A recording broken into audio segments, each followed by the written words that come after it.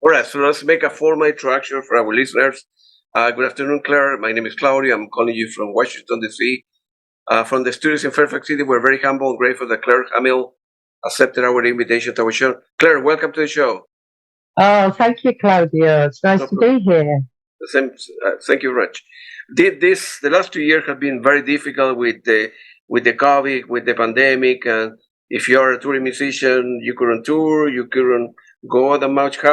How the COVID affected you, your sanity, your life? How you holding up? Well, it affected me in fundamental ways, in as much as my mother died just before lockdown happened. She died the 11th of March, and we went into lockdown before her funeral. So she didn't get a funeral; she just got a burial in the ground. I wasn't able to go because she lived at the other end of the country. Um, and it was traumatic, really. Yeah, it was, along with a lot of other people. I kind of went into I channeled grief into love, into a fantasy love affair with somebody I was attracted to. And armed with copious amounts of red wine, I wrote an album of love songs. So, and the funny thing was my mother had always believed in my talent and always told me, "Oh, you're such a good songwriter. You should." And it's almost like it was a parting gift from her to me for me to sit down and close the doors and just outpour my heart into a project of music. So it was start to finish. Lockdown. The album was a complete lockdown song. There are no songs on the album that weren't written during lockdown. So it was a good thing that came out of it, but it was a very tragic beginning for me. But we came through it, we came through it. Yeah. Yeah, it has been difficult, as you know. Here, people in the United States, 1 million folks die, and people all over the world as well. So we are very lucky and fortunate to be alive, man. Yes, we are. I mean, my mother was elderly. She'd had dementia for 3-4 years. So, my brother kept her alive. He kept feeding. She lived in a home. Yeah. And my brother used to go and visit her every evening and take a mashed banana and cream and feed it to her. So he literally kept her alive. I mean, she would have died sooner than that, I think, really. So she was ready to go, but it's still a big event in your life that you're not really prepared for. And the problem is, being locked down, you can't be comforted by anybody. I mean, my children weren't allowed to come and see me. It was terrible for them. And now it was a 2-year weirdness that people still refer to it. We still remark on what happened to us during those 2 years, and we are definitely feeling the effects of it, nationally, financially, the changes that we've had to go through, the whole world. It's been quite astonishing. And I don't think we're quite aware of everything that was behind it and whether it was part of some sort of plan to see how much control people could get over us. We're not quite sure, are we, really, on what might have been behind it. We'll have to see in the course of time. But at least I got an album of songs out of it, so that was good. Good for you. Let's go back to the beginning. Were you born like in a musical family? I mean, how old were you when you perhaps began taking piano lessons or guitar lessons? Or I did take a few piano lessons when I was young. My teacher recommended to my mother that I was musically gifted. And I think being able to sing very easily, pick up things very quickly in school, in learning songs and everything. And but I came from quite a poor family, so there wasn't really enough money for me to do any of those sort of things. But what happened was I borrowed a guitar from school and started teaching myself to play. And then my mother bought me a guitar from a shop. We used to call them pawn shops where you pawn things and get money and then you go back and buy them back. And she got me a little guitar. It was £3.50. Wow. And I used to take that guitar to school. So that was when I was 12. I learned to play guitar. And that was my hobby. I used to come home from school and sit in the front room in the dark, playing my guitar, gazing out the window. And I was obsessed with it, really. And then I started writing little songs from then on. Amazing, yeah. But my family all sang. My grandmother played the piano, and everybody sang, and I learned how to harmonise, listening to my mum and my aunties and my grandma singing. Yeah, parties were fantastic affairs in my grandmother's house mainly. And I had an auntie that had the most beautiful voice, and she threw parties as well. And as I got older, I was allowed to go, and sometimes even sing a song. Oh, Josephine, that's my first name. Josephine Claire Hamill, that's my full name. So, yeah, I used to contribute to the family sing songs. Good for you. Yeah, I remember them. Yeah, it was great fun. Yeah. Were you in a band when you were, like we were in high school here, when you were 15, 16, were you playing with other kids, or you want to kind of be on your own and write your own things and, do your own? I was on my own mainly because I went to a girls' school.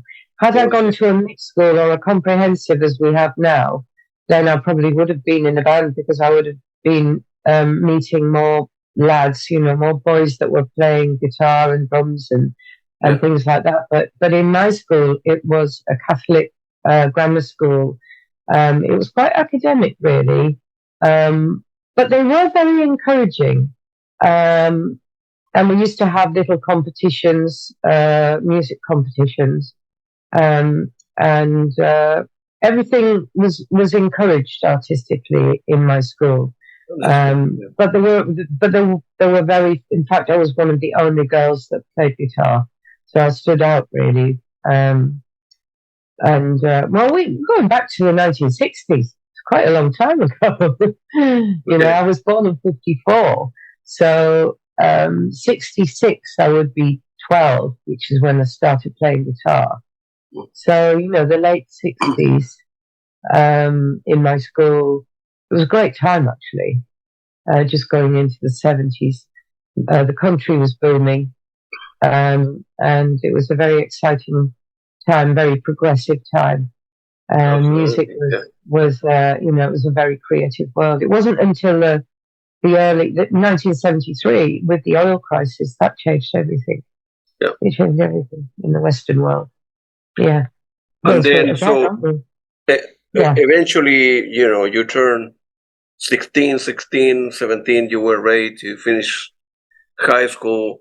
You needed to, on one hand, you were kind of gifted musically, right? And and you needed in many ways to pursue your passion. It was there in your family to, hey, go to college, married, forget about music, you're not going to make any money, it's kind of crazy life.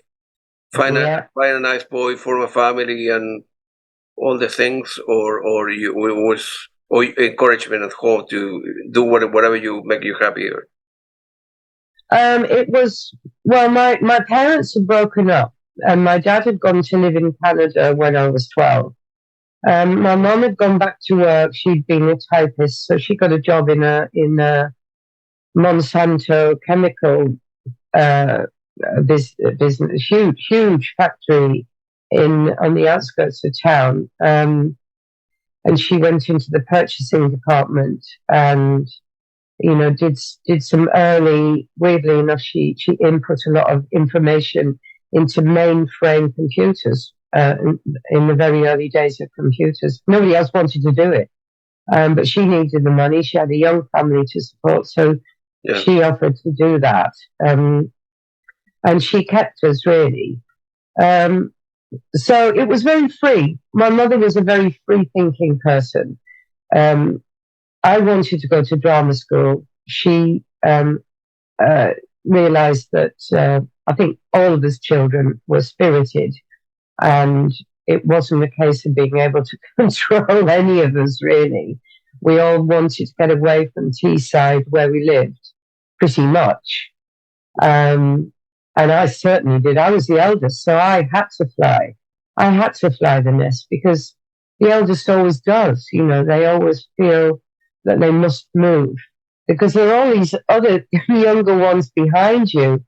You've got to give them some room, you know. So when I got a recording contract, I was still in school. I'd intended to go to drama college, and I wanted to be an actor, because I got the bug when I was young. And singing and writing songs was just a hobby for me. It was just something that came easy. I could remember words of songs. So it was an easy thing for me to do. But I thought acting was serious. You know, that was going to stretch me. But I got a recording contract because I was just there at the right time. Joni Mitchell was becoming very successful, and there weren't any other girls around. So I walked up to a manager of a club and said, "Can I play here?" And he said, "Well, what do you do?" I said, "Well, I play guitar and I write songs." And he said, "Yeah, okay, you can come and play on Friday." So that's how I started. Well, you were very young. You were like 17 or something, right? I was 17 when my album came out, but I was 16 when I got my contract. My God.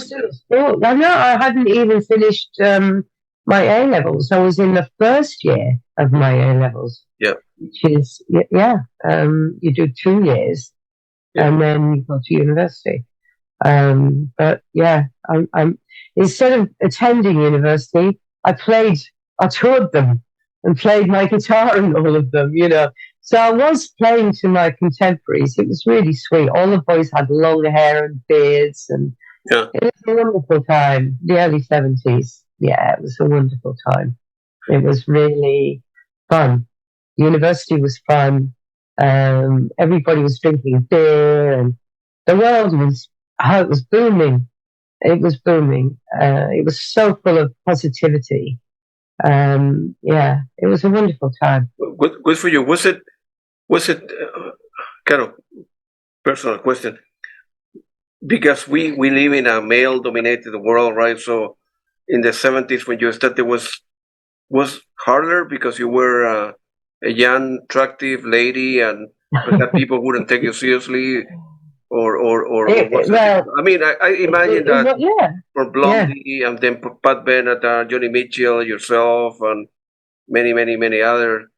I imagine that the world was harder because, in a way, guys or club owners and owner of record label wouldn't take you seriously because you were a female, right? So I don't know if I'm asking the right question now, but I imagine that was hard. Yeah, you're absolutely right. It was very much a man's world. Yeah. There was a lot of sexism, and a lot of predatory behaviour, which I succumbed to like any young woman, especially as I was incredibly naive. But you know, that was the way the world was. Women in those days, I mean, I share my stories with other women of my age, and we just sort of accepted a lot of unwanted sexual attention from men as being part of the course. I mean, but the upside was, you know, being wolf whistled at. I loved it, and I think it's, you know, it's a shame that that men can't appreciate your beauty. We don't often appreciate our own beauty. I don't think I felt beautiful, but if I got wolf whistled at, I felt beautiful for a few minutes, and I thought that was lovely. I had one particular outfit. I remember I knew a sculptor, and he found a box of 1950s little shorts and bustier tops. And he said, "Do you like these?" I said, "Oh yeah, they're fantastic." And I wore them walking down the high street in Harleston. I think I was living at the time in London. And I got 9 wolf whistles that day. I counted 9. And I just went, wow, you know. That was a fantastic day. I loved it. I loved it. I mean, you know, male attention is great. You can see girls today, they still want male attention. Otherwise, they wouldn't dress the way that they do. But I grew up with boys. I've got 4 younger brothers. So I always felt very at home around boys and men. And the unwanted bits were just part of your life that you accepted. Of course, if and when it gets, you know, to a very dangerous stage, well, that's not acceptable at all. But a few wolf whistles and the odd pinch on the bum, you know, I think we can live with all of that. Really, well, I could. Women of my age did. Yeah. I read somewhere that early in your life, you were many ways compared to Joni Mitchell. That's such an honor, you know. Oh, absolutely. In no way was I anywhere as good as Joni Mitchell. I think she's just absolutely amazing. I don't think I ever have been. I don't think my music compares to hers. I think hers is more poetically deep. And I've got my own style. It's kind of sentimental. It's a little bit plainer. But I think I've done some good work. You know, there's no doubt about it. I've written some good songs. There's a whole catalogue of music now. So 50 years worth of music. So you're bound to find some gems in there. And I'm lucky that, unlike Joni, I've managed to hold on to, you know, my vocal sound in a better way. But then I gave up smoking a long time ago, and I think possibly she carried on. Maybe it's just the way, you know, she aged, her voice aged. Maybe she'd worked it a bit more than I did, because I haven't done a great deal of live work in the last few years. And I think actually, if you do a lot of live work, it does damage your voice somewhat if you're not very careful.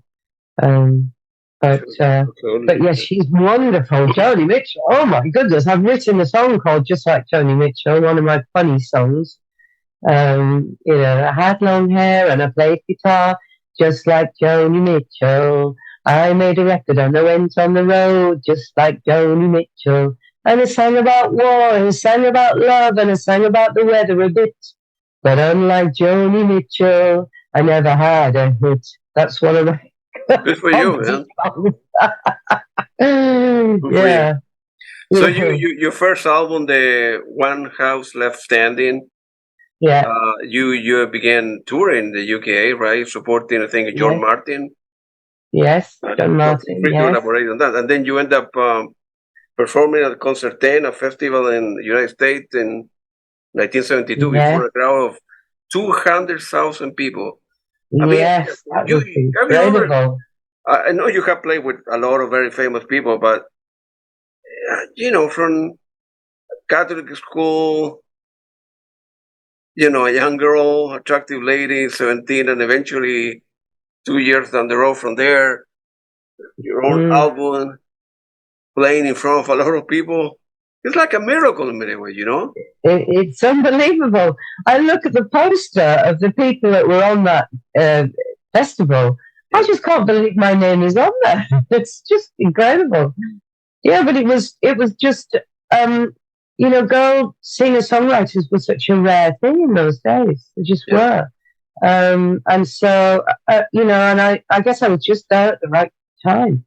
And maybe it was to introduce something different into the festival repertoire. something girly, something sweet. It was wonderful. Yeah, I'm so thrilled. I've been so lucky. I really have. I think it's much harder now. I mean, my daughter, Susanna, my middle daughter, all my daughters sing. But Susanna, my middle daughter, is an actor, singer, and it's much more difficult for her. She's got a better voice than I have, but I was just there at the right time, She's just wonderful. She's got a very contemporary voice. It's very sweet, and she can do all the little curly bits that all the modern girls can do, which I don't. My voice is much plainer than that, more folky in a way. Yeah. But she's got lots of inflection. And every time I hear her sing, it makes me so angry that, she doesn't do more with it really. But then maybe that's what people think of me sometimes, that I don't work hard enough and I don't give often enough, and etc. Who knows? But yes, that was a wonderful thing to be part of that roster of amazing people. Yeah. 200,000, my God, man. Wow. How old were you at the time, at the festival? I was 17 going on 18. Yeah. Yeah, I was 17 going on 18. I'm sure it was that. Yeah. Yeah, 17. I'm quite sure many guys wanted to ask you out and go out with you. You were famous. You were making money. I don't know. I slept with an awful lot of men. No, I don't. An awful lot.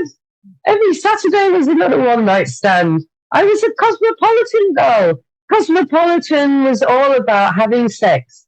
All about going out there. You're just like the men. They can have sex with whoever they want to. You go out and explore your sexual body, and I think it was very much expected of women in those days that we would be, we would be very free and easy with our favors, and I was. Yeah. I mean, I might be able to put that down to the fact that I didn't have a father. He'd left and gone to live in Canada, so he wasn't there to protect me. And I think now the research is that if you have a protective father, you're much less likely to be promiscuous. Yeah. And I think in my case that bears it up. But also I think, women of my age in that era, in the early 70s, we were being encouraged to have as much sex as we could possibly have. How things have changed. Yeah. And now I'm very protective. That's good. Yeah. And I'm not nearly having as much sex as I should be having. But I mean, we all should be having lots of sex, of course, because it does make you feel good. But it's not the same world, is it really? When you're older, you're much more protective of your heart. Yeah. Because I had sex with people I was never going to be in love with and didn't mind, and it was quite fun. But now I can't do that anymore. No, I'm much more serious about it and more romantic, really. Quite right, we should, I suppose. Sure. Yeah. Sure. In 73, you end up touring United States with Procol Harum and Jethro Tull. And, feel free to elaborate on what was like. Those are big names. And then eventually King Crimson. I mean, you're talking about the best of the best. A young lady coming out of Catholic school, and then 3-4 years later, your world, I suppose, I'm not a musician, like I said before, but it was turned upside down. I mean, those are the best bands at the time. I know. Yes, I was incredibly lucky. I mean, I think perhaps signing to Island Records was the key to that. Yeah. Had I signed to EMI or Decca or anybody like that, I probably wouldn't have ended up touring and being, presented with all those amazing musicians and bands. But because I was with Island, and Island were a very trendy, hip label, and they had a lot of hip people on their label, I was able to tour with them. I had good agents, I had good management, I just didn't write the music to set the world alight. Perhaps because I was so young. Had I been an older, had I been maybe 27 or something like that, I'd be an older woman with a little bit more worldly experience and musical experience, and perhaps I might have made a bigger impression. But I was so young, and and cute, and a bit like, oh, isn't she sweet? But we don't take her music seriously because she's not even a proper adult yet. What I mean? So it wasn't. It was the time. It was an amazing time to be discovered, and I was lucky to be discovered and to have been presented in that way and have those opportunities. But I don't think I was sufficiently old and developed enough musically to have made an impression at the time when I was being given the push. You know what I mean? I had a great deal of money spent on me, but my music didn't click with the great, with the wider public. So, essentially my career, from that big push, it didn't materialize, in the way that perhaps, I and my managers thought it might. But that's just life, isn't it? We have to deal with what life gives us and be grateful. And I am very, very grateful for how my life has turned out. I've managed to, marry and have some children and live in the country and travel the world and have nice friends and, life's been very good, really. And I've managed to carry on writing as well and fund my music as well, which has been quite interesting. Yeah. Do you have like a good manager or touring manager that help you with your finances to negotiate a deal or to see how much you should charge? Not your fee anymore. to play in front of No. 100,000 people or whatever. No, or No, I don't have any management. I haven't had any management since my marriage broke up. I suppose my husband had been my manager, and then when I broke up with him, my children were quite small, and so I just really kind of moved nearby, and kind of, my world sort of closed in. I think because when your marriage ends, you're just licking your wounds somewhere. You're a wild animal. You want to cocoon yourself in a safe place and try and come to terms with what just happened to you, really. But I met somebody quite quickly, and he wanted to take me down a completely new route, a new genre of music, and I couldn't see a reason why not to go. So I did explore the world of dance music on an album that I made with my then new partner, Andrew Warren. And that was a genre of music that I didn't know anything about until I met him. And that was an interesting and exciting ride as well. Yeah, it was good. I like that album very much. what memory do you have of playing with Jethro Tull, Procol Harum, Kim Crimson? You gotta have so many good stories to share with us here. Well, I remember approaching the stadium. The opening night was in Ottawa of my very first North American tour. Yeah. And I remember just driving up to the stadium, and I'd never seen anything so big in all my life. Yeah. No, it was just incredible. So yes, the sound check. I did my sound check. I went into my dressing room, and Ian Anderson from Jethro Tull came in and said, "Hello, Claire. I'm Ian. Nice to meet you. Lovely to be working with you on tour. If there's anything you need, please just let me know." And I just, oh no, thank you, Ian. And he was just a proper gentleman. But the PA system did break down. I can't remember which show it was. It must have been Ottawa, because I remember Toronto vividly.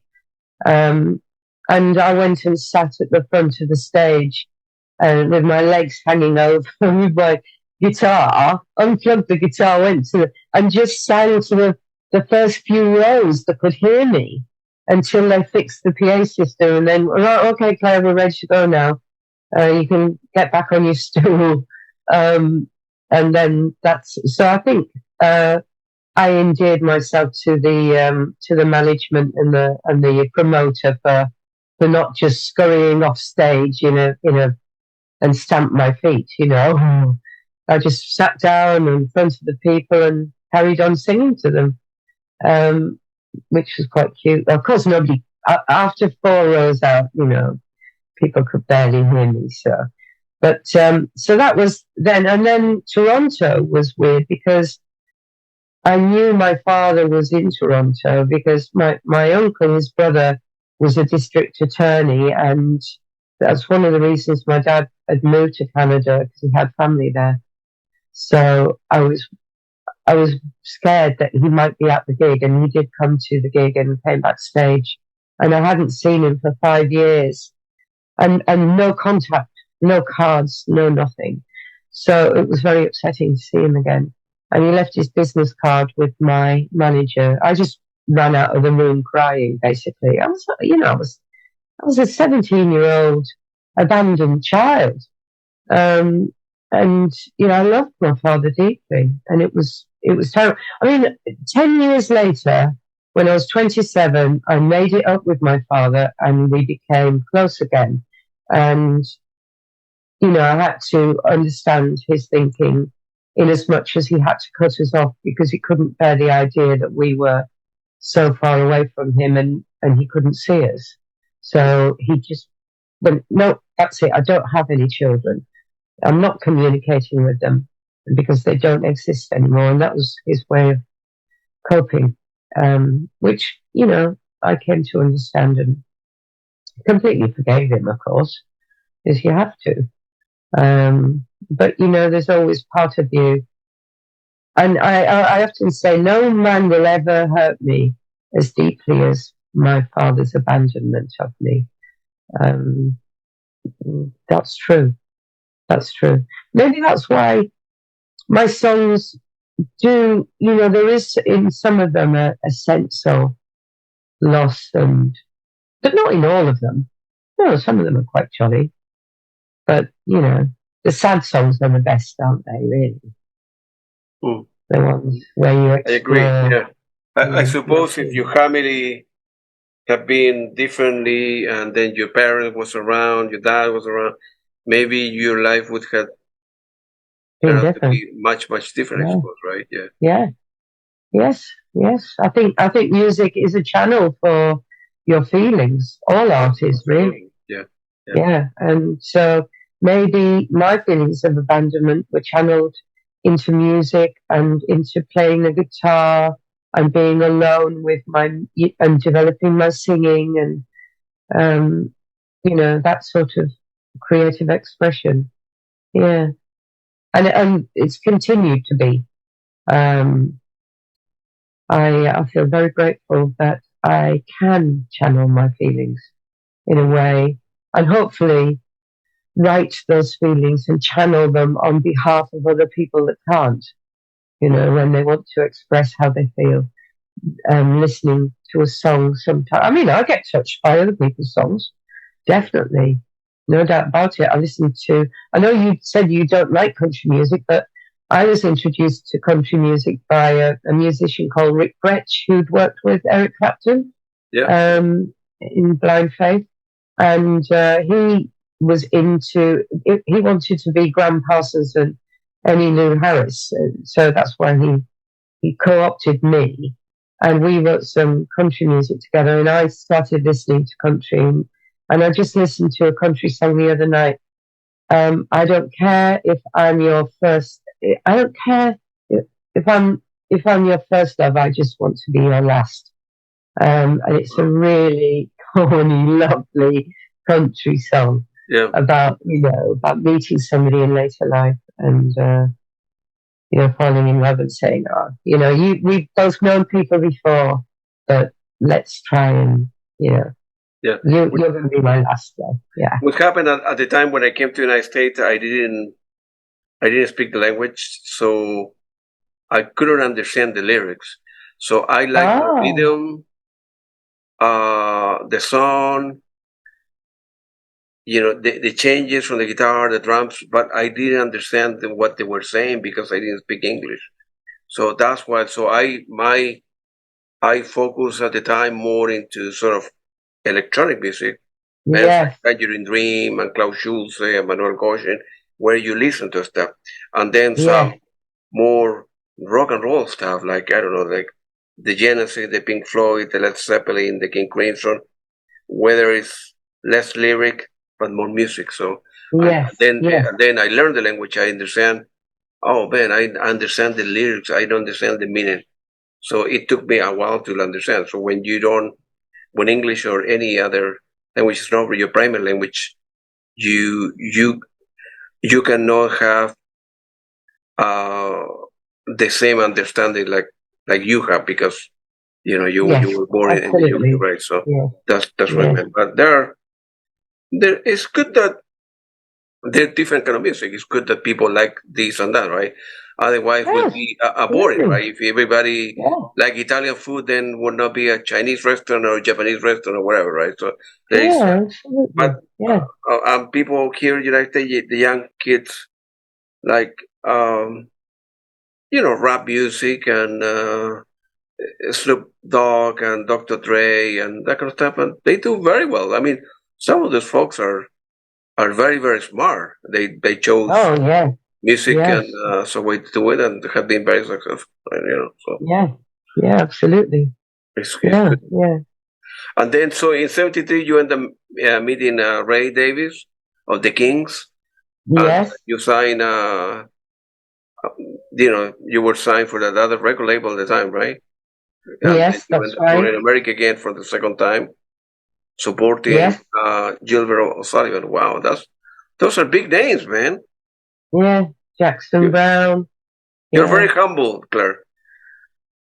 Oh, my life has humbled me, Claudio. It's humbled me, and I think there's nothing wrong with that.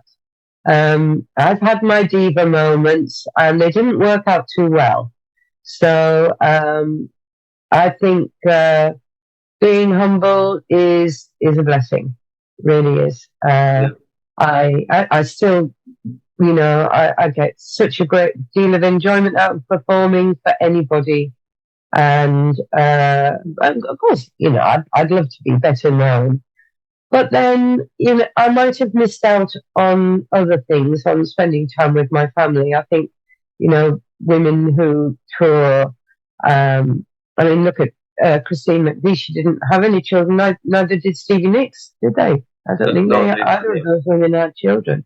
And I would have hated to have missed out on my children. They've been the biggest and the best thing about my life. So I'm lucky that I've managed to have two great things, a career and my family. And I think that those things are important to a woman. But in touring and in the music business, it would be a very hard thing to do. I remember taking my kids on tour with me when I did, after I'd done Voices. I toured with my first baby when she was 6 months old, and that was tough. I did I supported Rick Wakeman on tour in England, Scotland. It was tough on all of us because I had to rehearse. And so when she was 4 months old, I started rehearsing. It was awful. It was awful, to be honest. It was way too early. Never should have done it. But later on, when I was promoting the Voices album, my New Age album, I had two children by then. I had Tara, my eldest, and Susanna, and a girl backing band. And we were touring in a van, and I made a bed in the back for the littlies to go in. I think there were about 4 and 2. And for every year after that, for about the next 4 years, they kept saying, "Are we going on tour this year, Mummy? Are we going on tour again?" And I went, no, we're not going on tour again. It wasn't so easy. It's not so easy to tour with your children unless you're a gypsy, and you're doing something like that. I think if you are, somebody that's doing festivals and you're living in a caravan permanently, then that would work. And even though I think that would be an idyllic life, it just it wasn't practical for me at the time. But I've forgotten what you asked me now. Oh, Ray Davies, that's right. Yes, I started working with Ray, and of course he's incredibly charismatic man, and great to be around. It was a fantastic opportunity to work with somebody amazing again. Yeah. Really, really good. Yeah. I saw him after I left his label under a bit of a cloud, because it was that's right. I'd met Rick Gretsch and he wanted me to go into country music, and Ray wanted me to do a single and not make another album. That's what happens to me. I'm not successful enough, and then the record label say, "Well, we want you to do a single. And if we can get the single away, then we'll make another album." At which point I go, "Oh, I don't want to do that. I want to make an album. I don't make singles." So the same thing happened with Ray. He wanted to make a single because Island Records had wanted to make a single instead of another album. I'd done 2 albums. They weren't that successful. And then my manager said, "Well, Ray wants to have a label. He'll make an album with you. Why not sign to him?" "Oh, okay." So I went to Ray, and then after 2 albums with Ray, let's make a single. But by then, punk music was happening. We were on the verge of punk music. It was going to be all over for me. And in fact, it was. Punk music wiped the floor with me because I was tender, sweet. My music was completely unfashionable, even though I was moving into a much more rocky sound, a much harder sound, because I'd been touring with rock bands and I was very much influenced by rock music and wanted to be Pat Benatar, who was the most famous, successful singer at the time. And I was going down that route, surrounded by rock musicians. My voice just wasn't good enough for rock music. It's not strong enough. I don't really have a rock voice, which I found out later when I joined Wishbone and lost my voice. Well, I'd already lost my voice on tour in America when I put my first band together.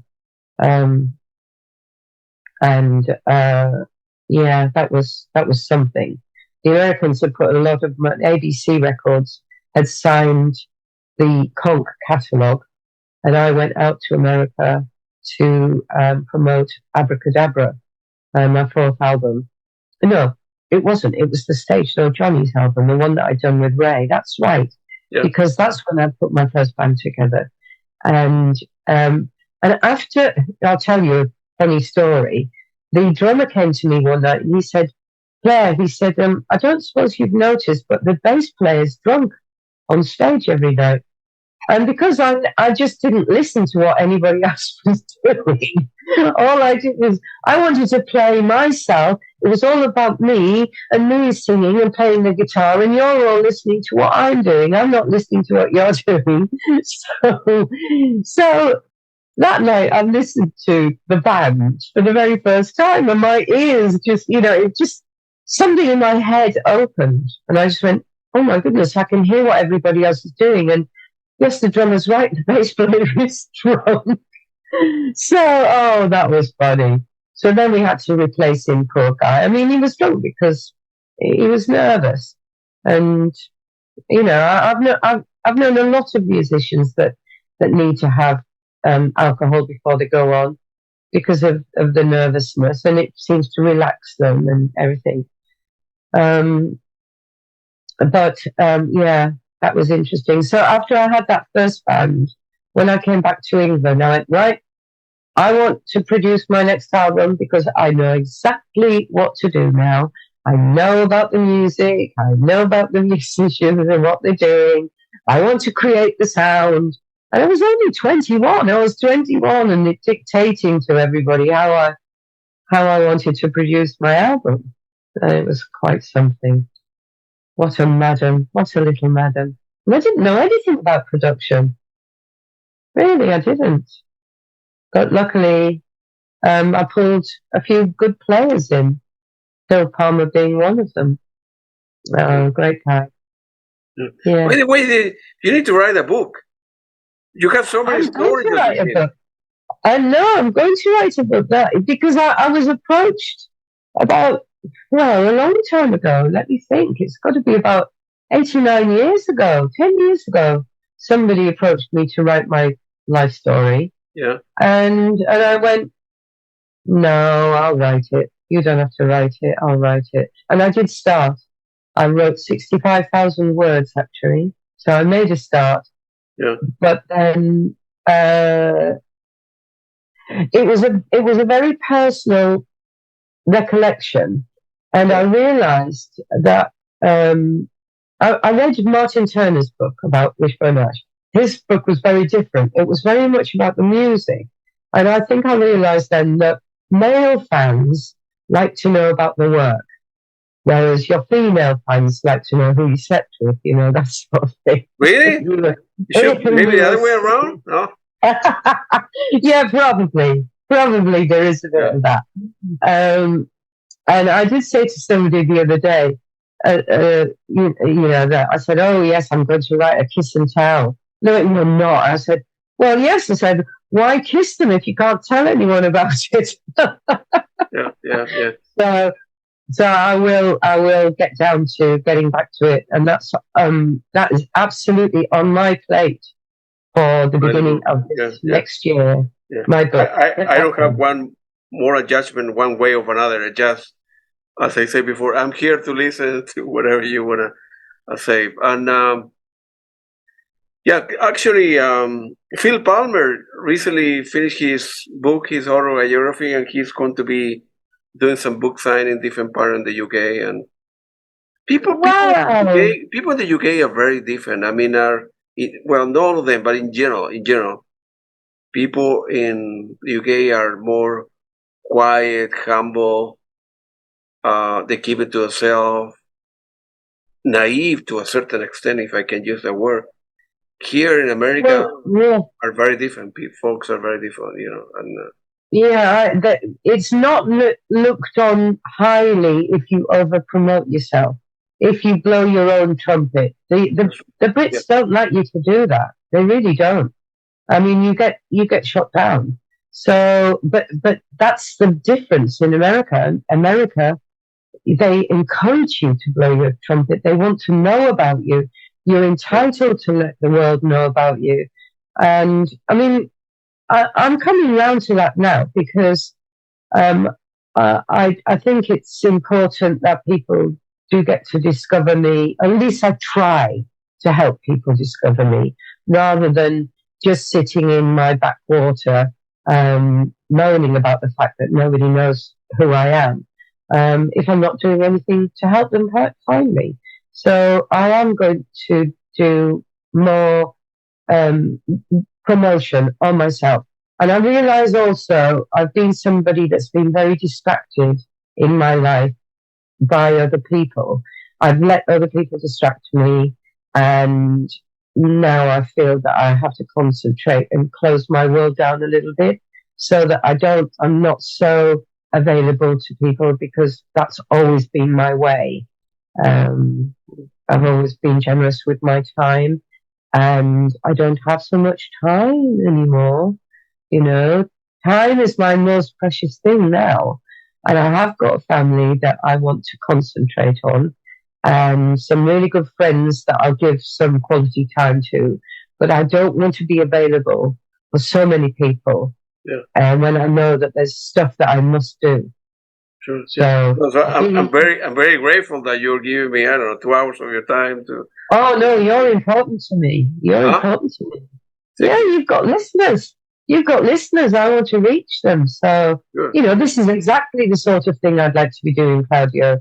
There's no doubt about it. Thank you. Doing this rather than having coffee, going out for dinner, going to the pub, all of those sort of daily distractions, giving your energy to people just to go for chat, no, it's got to be practical now.